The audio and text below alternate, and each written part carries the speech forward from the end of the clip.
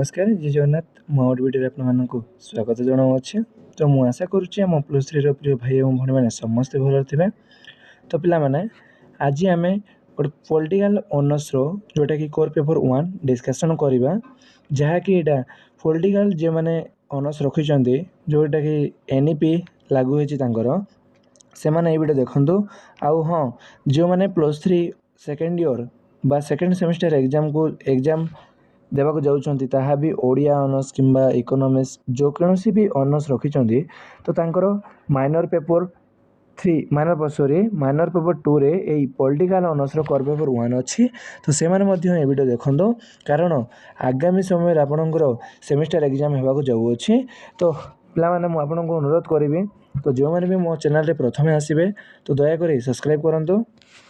तो आज आम +3 first year political honours core paper 1 पढ़ा। आउ हाँ जो मैंने भी +3 सेकेंड सेमिस्टर एग्जाम देवाक जाऊँगी तो तांकर माइनर पेपर 2 रे पॉलिटिकल साइंस अच्छी जोटा कि introduction to constitution of India.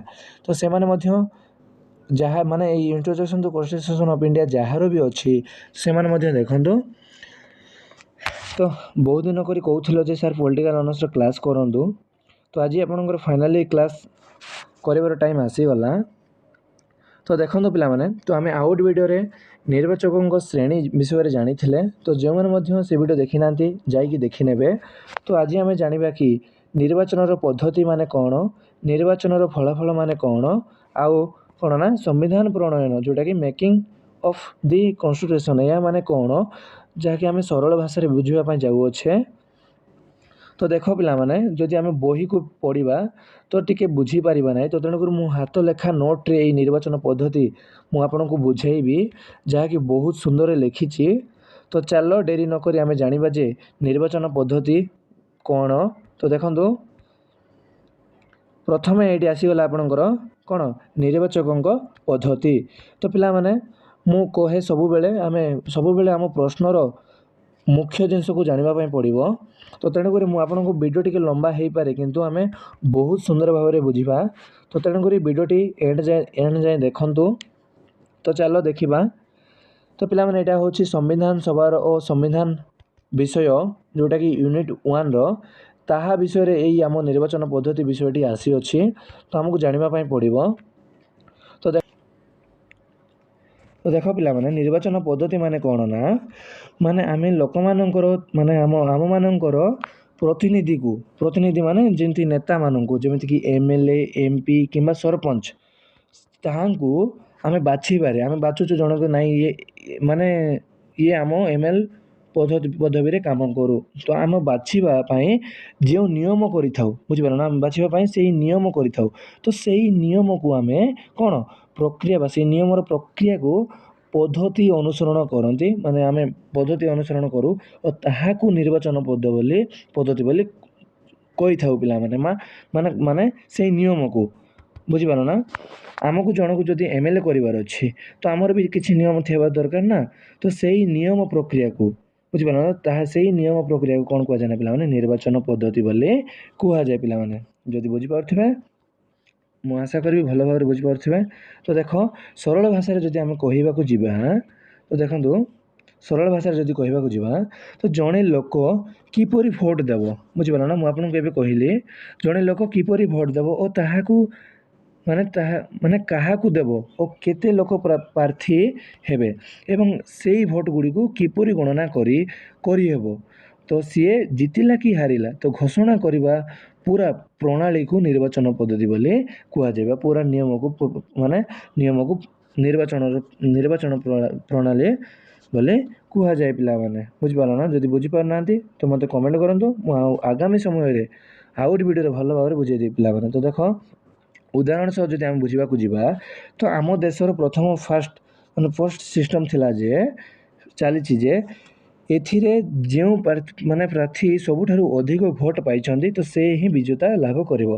देखंतु एमएलए हेबा समस्ते राजी किंतु ताकू आमे माने जन को एमएल करार अच्छे सब जन को जब एमएल करदे तो किसी हम ना तो तेणु आमको जन को एमएल करार अच्छी। तो जन को एमएल करने आमको भोट देवाई पड़ो जदि से भोट जदि जड़े एमएल ଅଧିକ ଭାବରେ ଭୋଟ ପାଇଥାଏ ତ ସେଇ ପାଇଥିବା ବ୍ୟକ୍ତିଙ୍କୁ ଆମେ ଏମଏଲ୍ କରିଥାଉ ବୋଲି ଏଠି ମେନସନ୍ ଅଛି ପିଲାମାନେ, ବୁଝିପାରିଲ ନା? ଭଲ ଭାବରେ ବୁଝିପାରୁଥିବେ। ତ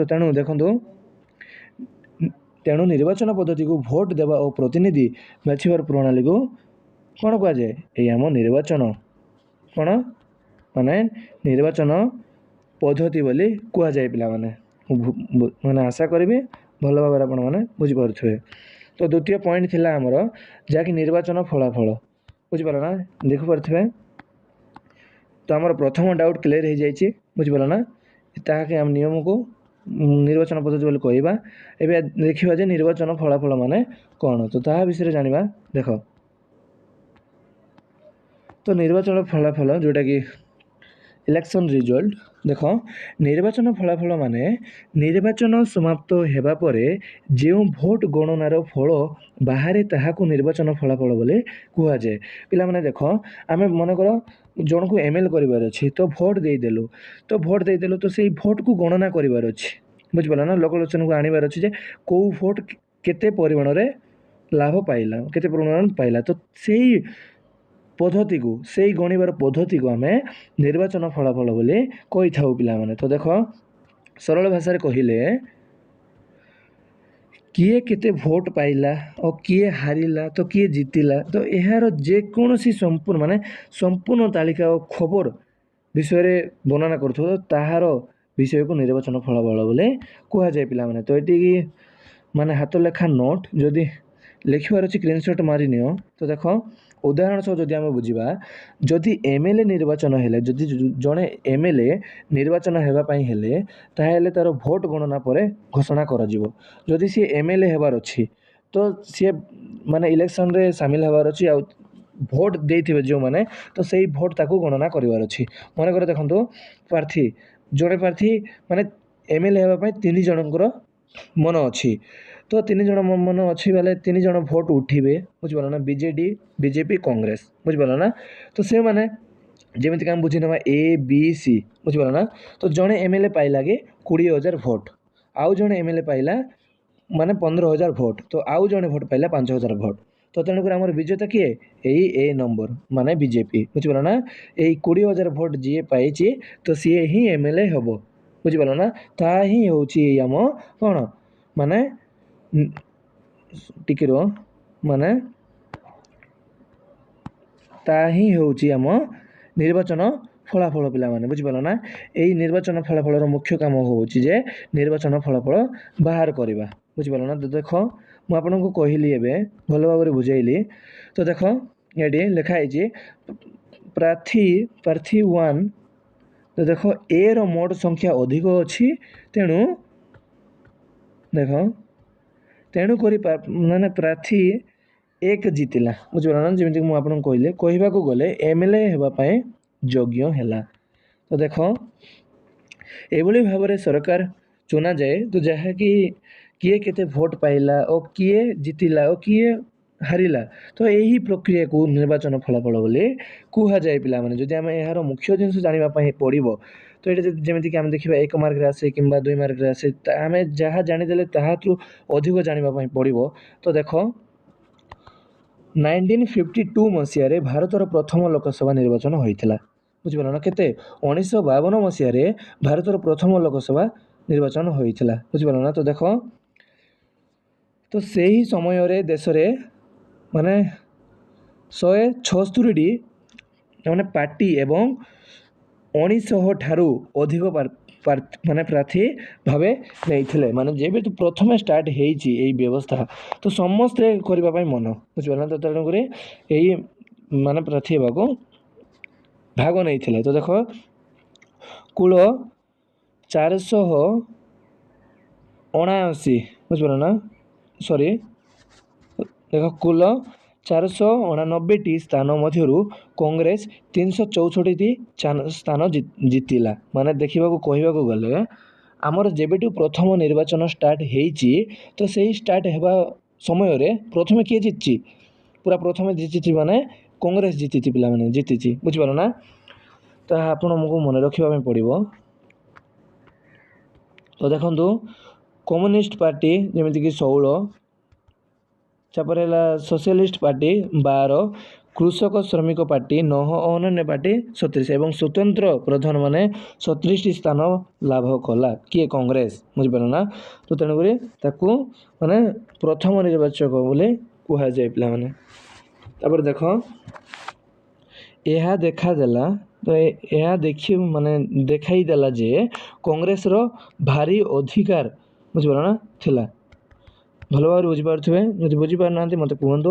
ତ ତେଣୁ 1952ରୁ ଭାରତରେ କଂଗ୍ରେସର ରାଜନୀତିରେ ପ୍ରମୁଖ ପକ୍ଷ ଭାବେ ଉପସ୍ଥାପିତ ହେଲା। ତ ଏଇଟା ଆପଣଙ୍କୁ ମନେ ରଖିବା ପାଇଁ ପଡ଼ିବ।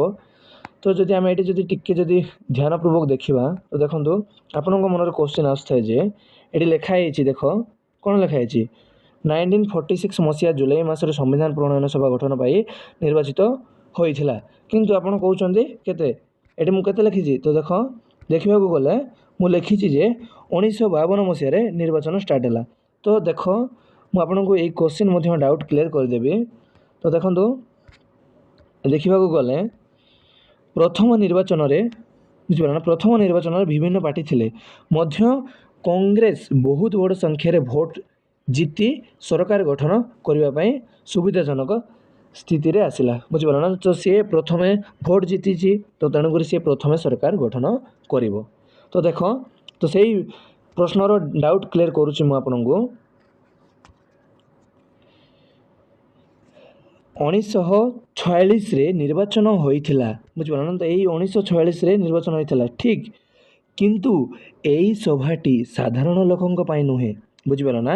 ତ ଏଇ ନିର୍ବାଚନଟି ଆମ ସାଧାରଣ ଲୋକମାନଙ୍କ ପାଇଁ ନୁହେଁ ବରଂ ଜେନେରାଲ ଇଲେକ୍ସନ୍ ପାଇଁ ହେଇଥିଲା ପିଲାମାନେ ବୁଝିପାରିଲ ନା। ମାନେ ଜେନେରାଲ ଇଲେକ୍ସନ୍ ପାଇଁ ନୁହେଁ ବରଂ ଏଇଟା ସାଧାରଣ ଲୋକମାନଙ୍କ ପାଇଁ ହେଇଥିଲା। କହିବାକୁ ଗଲେ ଦେଖ 1946ର ନିର୍ବାଚନ ତ ଏହା ସମ୍ବିଧାନ ସଭା କନଷ୍ଟିଟ୍ୟୁସନ୍ ଆସେମ୍ବଲି ଯେଉଁଟାକୁ ଗଠନ ପାଇଁ ହୋଇଥିଲା, ଯାହାକି ମତଦାତା ସମିତି ଥିଲେ ଧନୀ ମାନେ ଶିକ୍ଷିତ ଓ କରଦାତା ମାନେ ବୁଝିପାରିଲ ନା। ତ ଏଇ ଇଲେକ୍ସନ୍ ହେଇଥିଲା ମନା ନାହିଁ। ତ ଏଇଟା ପ୍ରଥମ ଏଇ 1946 ମସିହାରେ ପ୍ରଥମ ଇଲେକ୍ସନ୍ ହେଇଥିଲା ମନା ନାହିଁ, କିନ୍ତୁ ଏଇ ମସିହାରେ ବୁଝିପାରିଲ ନା ମାନେ ସମସ୍ତଙ୍କୁ ଅଧିକାର ଦିଆନଯାଇଥିଲା। କେବଳ ଧନୀ ତାପରେ ଶିକ୍ଷିତ ତାପରେ ଦରକାର ମାନେ ହିଁ ତାଙ୍କ ମତ ଅନୁସାରେ ଭୋଟ ଦେଇଥିଲେ ପିଲାମାନେ ବୁଝିପାରିଲ ନା। ତ ଦେଖ ତ ସମସ୍ତ ଭାରତୀୟଙ୍କୁ ସେଥିରେ ଭୋଟ ଦେବା ଅଧିକାର ମିଳିନଥିଲା। କେତେ ମସିହାରେ ଏଇ 1946 ମସିହାରେ ଯେଉଁ ଇଲେକ୍ସନ୍ ପ୍ରଥମ କରି ହେଇଥିଲା, ତ ସେଇ ଇଲେକ୍ସନ୍ କରିବା ସମୟରେ ସମସ୍ତଙ୍କୁ ସମାନ ଅଧିକାର ଦିଆଯାଇନଥିଲା ଯେ ସମସ୍ତେ ଭୋଟ ଦିଅନ୍ତୁ ବୋଲି। କେବଳ କିଏମାନେ ଭୋଟ ଦେବେ, କେବଳ ଭୋଟ ଦେବେ ଧନୀ ଶିକ୍ଷିତ କରଦାତା ମାନେ। ତ ଏମାନେ ହିଁ ଭୋଟ ଦେବାର ମାନେ କ'ଣ ଅଧିକାର ମିଳିଥିଲା। ତ ତେଣୁକରି କ'ଣ ହେଇଛି ଦେଖ 1951 ବା 1952 ମସିହାରେ ପ୍ରଥମ ସାଧାରଣ ନିର୍ବାଚନ ହୋଇଥିଲା, ଯାହାକି ଆମ ଭାରତୀୟମାନଙ୍କୁ ସମସ୍ତଙ୍କ ମତ ଅନୁସାରେ କାର୍ଯ୍ୟକାରିତ ହୋଇଥିଲା। ତ ଦେଖ ସ୍ୱାଧୀନତା ପରେ ପ୍ରଥମ ସମସ୍ତ ପ୍ରସ୍ତାବ ବସ୍ତୁ ଯେଉଁଟାକି 21 ବର୍ଷରୁ ଉର୍ଦ୍ଧ୍ୱ ନାଗରିକଙ୍କୁ ଭୋଟ ଅଧିକାର ମିଳିଲା। 18 ବର୍ଷ ନୁହେଁ ପିଲାମାନେ, ପ୍ରଥମକୁ ମିଳିଥିଲା 21 ବର୍ଷ। ଏଇଟା ଆପଣ ମନେ ରଖନ୍ତୁ। ତ 21 ବର୍ଷ ଯିଏ ହେଇଥିବେ ତ ସିଏ ଭୋଟ ଦେବାର ନାଗରିକ ହେଇପାରିବ ବା ଭୋଟ ଦେବାର ଅଧିକାରୀ ହେଇପାରିବ ବୋଲି କୁହାଗଲା। ତାପରେ ପରେ କ'ଣ ହେଲା ନା, ତ ଏହାକୁ ଆମେ ଭାରତର ପ୍ରଥମ ମାନେ ସାଧାରଣ ନିର୍ବାଚନ ବା ଫାର୍ଷ୍ଟ ଜେନେରେସନ୍ ବୋଲି କହିଥାଉ। ତାପରେ ଦେଖ କ'ଣ ହେଇଛି ନା 1951 ବା 52ରେ କେତେକ ରାଜ୍ୟରେ କ'ଣ 1951ରେ କେତେକ ରାଜ୍ୟରେ କ'ଣ ବା କେତେକ ରାଜ୍ୟରେ ଏଇ ନିର୍ବାଚନ ହୋଇଥିଲା ବୁଝିପାରିଲ ନା। ତାପରେ ଦେଖ ତାପରେ ପରେ ଯେହେତୁ ଏଇଟା 21 ବର୍ଷରେ ହେଇଛି, ତାପରେ ପରେ ଆମର 18 ବର୍ଷ ହେଇଛି ବୁଝିପାରିଲ ନା। ତ ପ୍ରଥମେ 21 ବର୍ଷ ଥିଲା, ତାପରେ 18 ବର୍ଷ ହେଇଗଲା। ତାପରେ ତେଣୁ ଦେଖ 1946ର ମସିହାକୁ ଆମେ ସମ୍ବିଧାନ ସଭା ପାଇଁ ନିର୍ବାଚିତ ବୋଲି କହିପାରିବା। ତାପରେ 1951 ବା 1952 ମସିହାର ଯେଉଁ ଇଲେକ୍ସନ୍ ହେଇଥିଲା ତ ତାହାକୁ ଆମେ ପ୍ରଥମ ସାଧାରଣ ଲୋକସଭା ବା ନିର୍ବାଚନ ବୋଲି କହିପାରିବା ପିଲାମାନେ। ଯଦି କେଉଁଠି ବି ଡାଉଟ୍ ଅଛି ତ ମୋତେ କୁହନ୍ତୁ, ମୁଁ ଭଲ ଭାବରେ ବୁଝାଇଦେବି ଆପଣଙ୍କୁ।